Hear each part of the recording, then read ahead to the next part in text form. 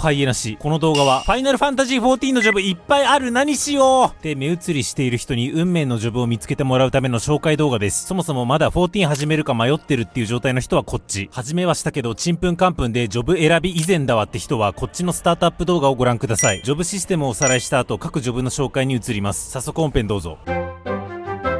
まずはおさらい。14には大きくバトルジョブとクラフター・ギャザラークラスがあって、バトルジョブには敵からの攻撃を引き受けるタンクロール、パーティーメンバーの HP を回復するヒーラーロール、ダメージを出すことに注力する DPS ロールがあります。一方、クラフター・ギャザラーというのはその名の通り、装備品やアイテムを製作するクラフターと製作用の資源を収集するギャザラーに分かれています。ギャザラーが資源を集めて、集めた資源でクラフターが装備品やアイテムを作って、バトルジョブがそれらを使ってバトルするなんていう経済ができていて、めちゃくちゃ MMORPG っぽい感じです。それぞれに紐づくジョブはご覧の通りです。ジョブチェンジというシステムがあるので、一人でどのジョブも兼務できるんですが、レベルはそれぞれのジョブで上げる必要があります。で、この動画はジョブ紹介ガイドとは言ったんですけど、当然ジョブごとの特色っていうのもあるんですが、まずはここのくくりで紹介した方が分かりやすいので、そこから紹介して、でその後ジョブごとに紹介します。じゃあ個別に言ってみましょう。タンクロール。タンクはパーティーの戦線を維持するためのロールです。戦線を維持するってどういうことやねんっていうと、例えば14はヘイト制度を採用していて、敵はその時点で最もヘイトが高いプレイヤー1人を攻撃するんですが、タンクはヘイトを大幅に稼ぐスキルを持っているので、敵からのヘイトを常に買い続け、自身の高い HP と高い防御力を頼りに敵から殴られ続けることで戦線を維持します。敵からの攻撃の中にはタンクしか耐えられない大ダメージ攻撃とかがあるので、ギミック処理がヒーラーや DPS よりも少しだけ多いのも特徴です。また自分だけが耐えるのではなくて、例えば死にそうな味方にダメージを軽減するスキルを使うことで味方を守り、それによって味方のミスをカバーできるので、プレイングの幅が広いのもタンクの魅力です。さらにタンクはボスからのヘイトを買い続ける以上、タンクを基準にボスが向きを変えたり動いたりするので、 DPS がボスを殴り続けられるようにするためにうまいことボスを誘導するなんていう技術も求められたりします。それだけ聞くと結構大変そうですが、初心者向けの要素もあって、そもそも HP や防御力が高く、さらには一定時間絶対に死ななくなる無敵スキルを持っているのもあって、他のロールよりもギミックミスっても戦闘不能になりづらいのと、アクションスキルをパシパシ使っていく時の複雑さ、いわゆるスキル回しについては DPS よりもシンプルめなので安心です。ダンジョン攻略ではタンクが先陣を切って探索したり敵に殴りかかっていくので、味方への防御スキルの存在も相まって、俺が先陣を切ってパーティーを守るんだっていう気概がある人にはおすすめのロールです。ちなみにこれは高難易度コンテンツもやろうとしてる人だけ聞けば OK なんですが、高難易度コンテンツだとタンクはボス誘導やオートアタックの引き受けなどを主とするメインタンクと、味方に防御バフを投げるとかいったフォローを主とするサブタンクに分かれるんですが、将来的にナイトが MT 向き、戦士、暗黒騎士、ガンブレーカーが ST 向きのジョブにリワークされる予定です。頭の片隅に入れておきましょう。ヒーラーロール。名前の通りパーティーの HP 回復や戦闘不能からの蘇生を担うロールです。減った HP を回復させるピュアヒーラーと、あらかじめバリアを張ることで被害を最小限に抑えるバリアヒーラーの2種類があります。14はどれだけ正しくギミック処理していても一定量は必ずダメージを食らう設計なので、ヒーラーがヒールを怠れば必ず壊滅するという意味で戦線維持への責任が最も大きいロールです。逆を言うと、ギミックミスした瀕死の仲間に素早くヒールを入れてフォローしたり、必殺技で大量蘇生を決めて戦線を回復させたりと、自分のスキルでパーティーを救える裁量が最も大きいのもこのロールで、やりがいも抜群です。高難易度コンテンツではメンツを固定してパーティーを組むことも多いんですが、そんな中でも上手いヒーラーの需要は青天井とはいえ、メインストーリーを進める分には不慣れでも全然楽しくやれるので初心者も安心です。仲間を癒して支えたいというピュアなヒーラーから、生殺与奪は俺が握るというダークなヒーラーまでチャレンジしてみましょう。 DPS ロール。 DPS の仕事は単ヒラと違ってごくごくシンプル。殴れ。スキルをガチャガチャ使って1ダメージでも多く出そう。役割が分かりやすいのと、戦線維持の面では責任が最も軽いのもあって初心者に最もおすすめのロールです。 DPS の中でも分かれていて、近接攻撃を主体とするメレー、遠隔物理攻撃を主体とするレンジ、遠隔魔法攻撃を主体とするキャスターの3種類がいます。このうち近接攻撃主体のメレーは当然相手に近づかないと攻撃ができないので、ギミック処理をしつつできるだけ接敵して殴り続けなきゃいけないという意味で DPS の中では少しだけ上級者向けです。遠隔魔法攻撃主体のキャスターは敵に近づく必要はないんですけど、魔法には栄唱が必要で、栄唱中は動けないのもあって、これはこれでギミックの合間を縫って栄唱を決める技巧が求められます。一方で遠隔物理攻撃を主体とするレンジは接敵も栄唱もなしに殴り続けられるので一番癖がありません。レンジは今現在パーティーの攻撃力を底上げするスキルを豊富に持っているんですけれども、この辺りは 8.0 でリワーク予定でどうなるかよくわからんという謎のワクワク感もあり、いろいろ程度の差は触れちゃったんですけど、 DPS って時点で単ヒラと比べると初心者向けなので、気軽に金銭触れるるやつを選びましょう。ギャザラークラス。エオルゼアに眠る鉱物、木材、草、魚といった資源を採取するクラスです。集めた資源はマーケットに出品してお金を稼いだり、自身がクラフタークラスにジョブチェンジして装備まで自作したりします。ものによっては一定の時刻にしか取れなかったりするので、効率的な採取ルートを考えてタイマー設置して、大名行列みたく鬼周回する人たちもちらほら。特に高難易度バトルコンテンツのリリース直後は、そのコンテンツに挑むための最強装備を作る資源採取にギャザラが必要なのもあって、そういう稼ぎ時に乗っかれた人は数千万ギル稼ぐ人も。で、今のはギャザラーのうち採掘士、園芸士の話で、漁師はまた別。釣った魚はバトルコンテンツに使われるとかそんな一切なく、ただ単にエオルゼアの景色や BGM を楽しみながら世界中の魚をゆっくり待ったり、全種類釣るのが一つの目標になる異質のジョブです。釣った魚は自身のハウジングで水槽に入れたり、魚拓にして展示できたりするのも楽しい。ほのぼのした世界のようで、魚によってはリアル時間3ヶ月経たないと釣る機会すら与えられない。これはこれで激まぞいエンドコンテンツです。採掘士、園芸士、漁師、いずれにせよ、イシュガルド復興やコスモエクスプローラーなどギャザラーでしかできないコンテンツもあって、やること自体は愚直なんですが、無心で何かを集めて没頭するのが好きな人は手を出してみましょう。クラフタークラス。ギャザラーが集めた資源などをもとに装備品や薬や食事、はたまたハウジング用の家具などあらゆるものを製作するクラスです。木工師、鍛冶師、甲冑師、彫金師、革細工師、裁縫師、錬金術師、調理師、いろいろ分かれていますが、製作のプロセス自体はほぼ共通で、作れる種類がクラスによって違うっていう感じ。ギャザラークラスと似ていて、特に高難易度コンテンツリリース直後は盛んで、自分自身もクラフター用の装備をきちんと整えて、その時点のバトルジョブの最強装備を量産してマーケットに流して金策をしたり、あと作った装備品は名入りで人に渡せたりするので、バトルコンテンツが好きなリアル彼氏に最強装備と薬と食べ物を作って渡してあげる人とかもいました。クラフタークラスのレベルを上げていると、破損した装備品を自力で修理できるようになったり、人との待ち合わせの待ち時間にスッとクラフターにジョブチェンジしてせかせかアイテム制作したりできるので、育てておくとエオルゼアのクオリティオブライフが上がるかも。というわけでここまでタンク、ヒーラー、DPS、クラフター、ギャザラ5種類のロール、クラスをご紹介しました。ではここからはこのうち戦闘職22ジョブをバーッとご紹介。戦闘職は26年1月のパッチ 8.0 でスキルメカニクスがリワークされる予定なので、今の細かい使用感とかそういう話は抜きにして見た目、動きを見せるので、かっこいい、なんか好き、それぐらいのノリで見ていってください。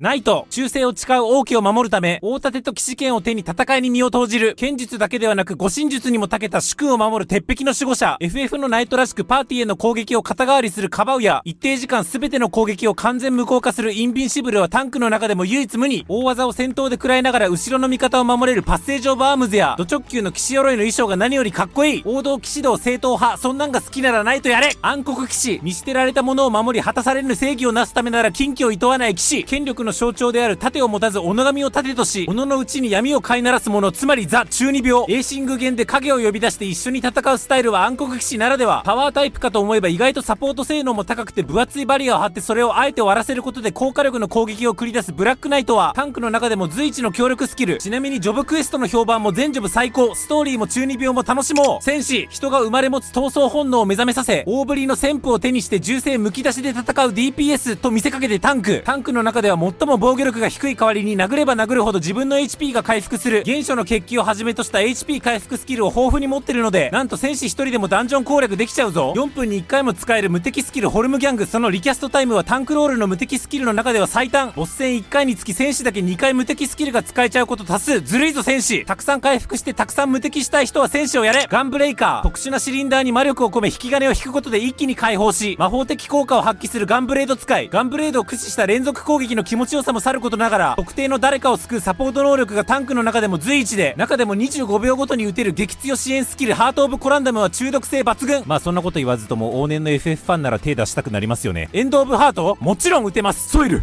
我が力ててててれてれててててててれてれてて。白魔導士、癒しと浄化の力として編み出されながらも、人々の尽きぬ欲望のために乱用され大災悪を引き起こした歴史を持つ白魔法っていう14ではちょっときな臭いルーツを持つ FF のヒーラーの代名詞ジョブ。全ヒーラージョブの中で純粋に HP を回復させる力が最も高く、対象の HP を瞬時に全回復させる3分に1回の大技ベネディクションは白の1000倍特許。11ではおいそれと使えなかったケアルガも14では気持ちよくぶっ破できるぞ。スキル回しが最も分かりやすい、スキルエフェクトも美しいし、コスチュームも正統派に可愛い。ヒーラーで迷ったらとりあえず白をやれ。先生術師、星の動きから未来を知る天文学から派生し、学術都市シャーレアンが確立させた奇跡をなす先制魔法の使い手。白魔導士と同様純粋に HP を回復させることに特化したピュアヒーラーではあるけど、残り HP が少ないほど回復効果が増えるディグニティやら、十数秒遅れてから HP を回復させるアーサリースターやら癖のあるスキル多数。敵の攻撃のタイムラインを把握した上で計画的に回復魔法が仕込めるので、ハマった時はめちゃくちゃ気持ちいい。そんな中で攻撃力を上げるカードを引いては味方に配んなきゃいけないからもう大変。操作難易度は高いけどやりごたえ抜群。シンプルな回復に飽きてきたら先生をやれ。学者、古の時代にある海兵団を率いた魔導士をルーツとする軍学魔法と呼ばれる治癒と支援の力を扱い仲間をサポートするバリアヒーラー。その特徴は何といっても使い魔フェアリー。自身とフェアリーそれぞれで魔法を繰り出すその手数の多さと柔軟性が大きな魅力。パーティー全体にクソデカバリアをばらまく秘策プラスコブ激励の策プラス展開戦術、通称秘策コブ展は脳汁ドバドバ。味方全体の移動速度を上げる疾風怒涛の剣も唯一無二で難関ギミックのお供に最適。ヒーラーの中でも MP 管理が厳しく難易度は高いけど環境で最も強いヒーラーに君臨することが多くて上手い学者は憧れの的。平の道を探求したければ学者をやれ。賢者、エーテル学、魔法学、医学を統合して生み出された剣学を操るバリアヒーラー。バリアが割れるたびに反発して回復するパンハイマなど、ハマれば強いクセ強スキルもありながらバリアヒーラーらしからぬとっさのヒール力も備わっていて、実は意外と初心者向け。最大の難関はギリシャ語ベースのスキル名。テーラこれ、イクソこれ、タウロこれ、ドルオこれ、エウクラシアドシス、エウクラシアディアグノシス、エウクラシアプログノシス覚えられるか。でも真に賢き者なら大丈夫ですよね。文句、ラールガー聖堂教の教えのもとエーテルを気として操り、己の肉体一つによる体術で戦うメレー DPS。メレーの中で唯一通常の遠隔攻撃を持たず、代わりに圧倒的手数で敵をぶん殴る。全ジョブで最も手元が忙しく文句をプレイしてから他のジョブを触ると、スキルの出が遅くてカッカしちゃうこと受け合い、無限頭部を最短で出すためにも必殺技キー入力ミスには要注意。脳筋ジョブかと思えばタンクやヒーラー、顔負けのダメージ軽減回復能力を持ち、状況に応じてサポートできる遊撃士の側面あり、火力で貢献しつつ縁の下の力持ちにもなりたい人は文句をやろう。竜騎士、ドラゴン族を倒すためだけに発展した槍術を用いて独特の跳躍攻撃を生み出したメレー DPS。 FF の竜騎士といえばもちろんジャンプ。14のジャンプは天高くとまで言っていいかはあれだけど、イルーシブジャンプをはじめとして攻撃とともに移動できるスキルが多くて戦場をわちゃわちゃ飛び回れる感覚は唯一無二。スキルの誤爆による落下死、通称イルーシブには注意しよう。常に手元が忙しくジャンプによる硬直もあるので、あと一発殴れるか殴れないかのスリリングなプレイをしたい人は竜騎士をやれ。忍者、遥か昔乱世に生きる東方の民が己神と財を守るために編み出した忍術使いでござる。宿地を使って戦場を素早く移動し敵の防御力をぶんどるしつつ、陰をカンカン結んで全ジョブで屈指の超高火力忍術、表彰乱流の術をかまして気持ちよくなるでござる。陰を結ぶのに失敗するとミシデやウサギがお出ましするから気をつけるでござる。実は全ジョブの中で唯一通常時の移動速度がちょっとだけ速いでござる。神出鬼没の暗殺者に興味がある方は双剣士ギルドを訪問するでござる。侍、東の果てに浮かぶ東の国にて比類なき切れ味を誇る刀を携え、己の信念に生きるメレー DPS でござる。メレーの中でも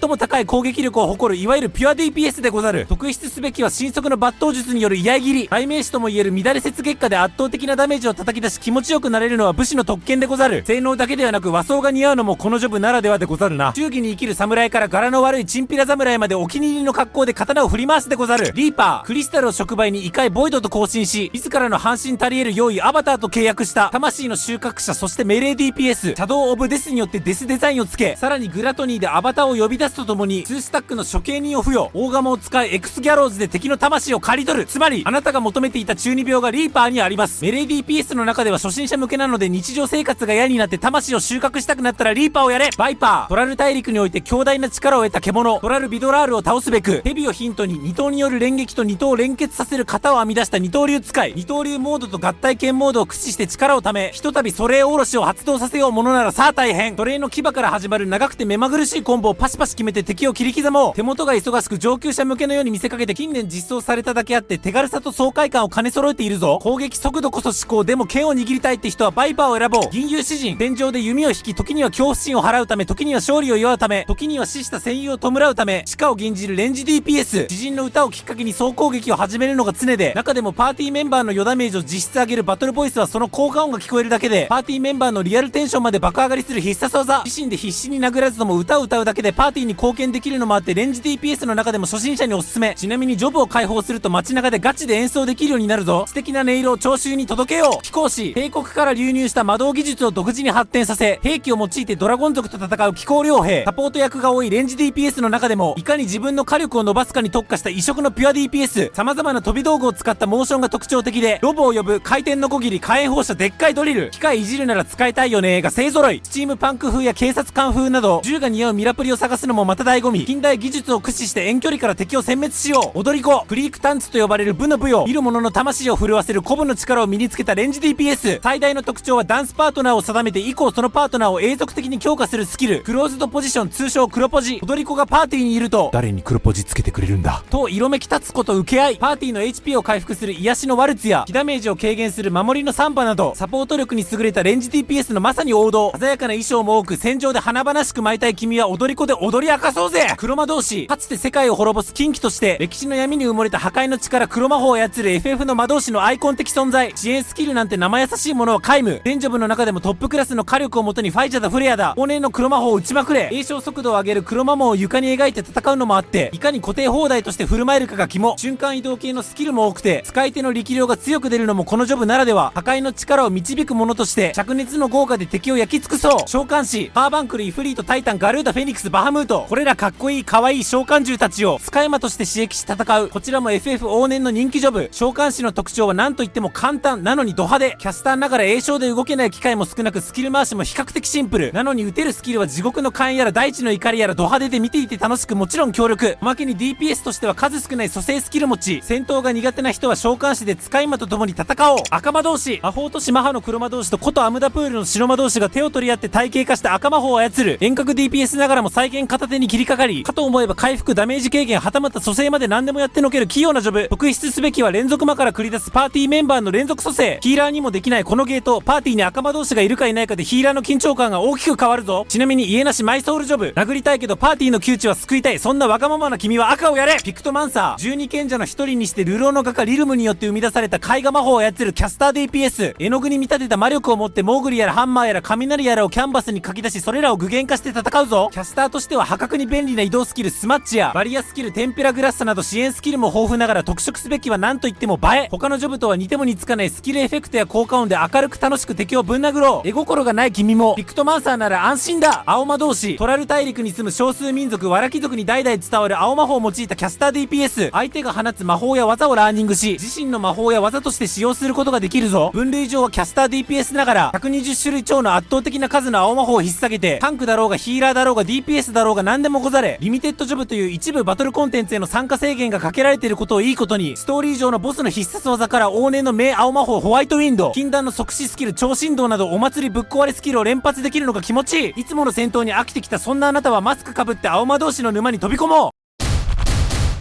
運命のジョブは見つかりましたでしょうか。これらのジョブのうち枠線で囲ったジョブについてはそのジョブ愛を語る動画を公開していますのでそっちも合わせて参考にしてください。また今回はジョブという切り口でご紹介しましたがこれらジョブをもとにコンテンツとしてはどんなんがあるんだっけってところを紹介する動画を制作中です。公開したら概要欄に貼るのでそちらもぜひチェックしてください。宣伝当チャンネルは世界一わかりやすい攻略動画のほか公式放送の要約感想動画、公式やコミュニティの話題を扱う月刊エオルゼアなどファイナルファンタジー14を楽しむための全てが揃ってます。この動画が役に立ちましたらチャンネル登録お願いします。動画化に至らない小ネタは X で語ります。そちらもフォロー何卒。エオルゼアライフ楽しんでください。